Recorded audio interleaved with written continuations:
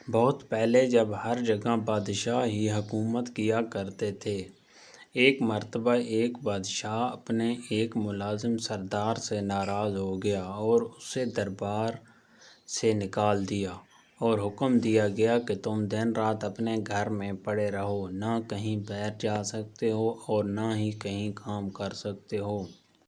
یہ بظاہر معمولی حکم تھا، کیونکہ دن رات گھر میں پڑے رہنا، کچھ کام کاج نہ کرنا اور فارغ وقت گزارنا بہت مشکل ہوتا ہے۔ ویسے بھی ایک آدمی ایک ہی جگہ اور ایک قسم کے لوگوں میں رہتے رہتے گھبرا جاتا ہے، اور تو اور بہت وحشت ہوتی ہے، وقت کاٹنا دوبھر ہو جاتا ہے۔ چنانچہ اس کے ساتھ بھی ایسا ہی ہوا، وہ سارا دن پڑا رہتا اور کوئی کام نہیں کر سکتا تھا۔ سردار بہت پریشان تھا، کیونکہ اس کے بچوں کے پیٹ بھرنے کا سوال تھا۔ جب وہ گھر سے باہر قدم نہیں نکالے گا تو بیوی بچوں کو کھلائے گا کہاں سے؟ اتفاق سے کچھ دنوں کے بعد بادشاہ، وزیر اور شہزادے بلائے گئے۔ سردار کو ایک ترکیب سوجھی تو اس کی آنکھیں چمک اٹھیں۔ اس نے اپنی بیوی کو پڑوس میں ایک قیمتی جوڑا لانے کے لیے بھیجا۔ وہ پڑوس سے قیمتی جوڑا لے آئی۔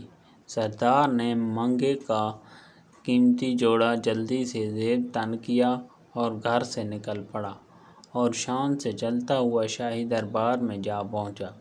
درباری سمجھے کہ کوئی معزز مہمان ہے، اسے لے جا کر بڑے ادب سے دوسرے بڑے لوگوں کے ساتھ کرسی پر بٹھا دیا۔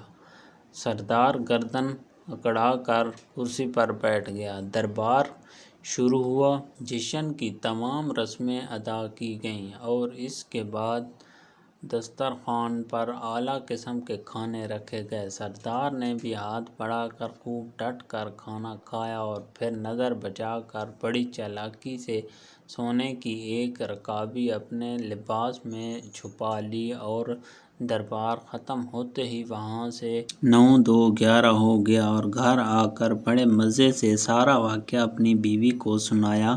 اس کے بعد اس کی بیوی بازار جاتی اور سونے کی رکابی کا ایک ٹکڑا کاٹ کر فروخت کر کے کچھ رقم لے آتی۔ یوں سردار کی زندگی آرام سے گزرنے لگی اور پریشانی دور ہو گئی۔ ادھر دربار کے ملازموں نے دیکھا کہ سونے کی ایک رکابی کم نکلی ہے تو بیچارے بہت گھبرائے اور رکابی ڈھونڈنے کے لیے ادھر ادھر دوڑنے لگے۔ بادشاہ نے ان کی حالت دیکھ کر کہا کہ تم سب کیوں پریشان ہو؟ مجھے معلوم ہے کہ سونے کی رکابی غائب ہو گئی اور اب وہ تمہیں نہیں ملے گی۔ مجھے یہ بھی معلوم ہے کہ وہ رکابی کس نے چرائی ہے۔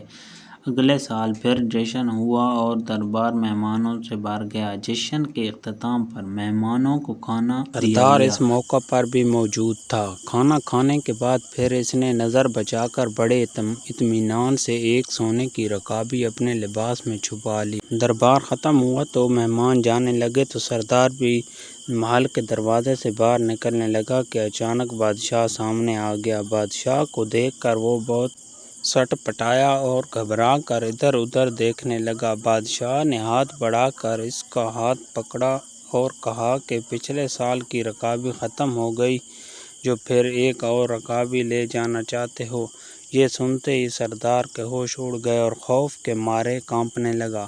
آخر کار بادشاہ کے قدموں پر گر پڑا اور کہنے لگا، حضور کے حکم کی تعمیل میں گھر میں بند کر دیا گیا تھا، کئی مہینوں تک پریشان اور تنگ دست رہا، آخر مجبور ہو کر یہ نازیبا حرکت کی، حضور مجھے معاف کر دیں۔ بادشاہ کچھ دیر سوچتا رہا، پھر کہنے لگا کہ اچھا، ہم نے تمہیں معاف کیا اور تمہاری ملازمت بھی بحال کر دی۔ غلطی ہماری ہی تھی، ہم نے حکم ہی ایسا دیا تھا کہ آدھی بھوک اور تنگ دستی سے مجبور ہو کر چوری کرنے پر آمادہ ہو جاتا ہے۔ اگر ہم تمہیں گھر میں قید نہ کرواتے تو شاید تم ایسی حرکت کبھی نہ کرتے۔ جاؤ، اب ایسی حرکت نہ کرنا۔ چوری بہرحال بری حرکت ہے۔ بادشاہ اور سردار دونوں نے غلطی کی تھی، دونوں نے اپنی اپنی غلطی تسلیم کر لی اور ایک دوسرے کا آئندہ کے لیے عبرت حاصل ہو گئی۔ کہتے ہیں کہ پھر سردار نے کبھی چوری نہ کی اور نہ بادشاہ نے کبھی کسی کو ایسی سزا دی۔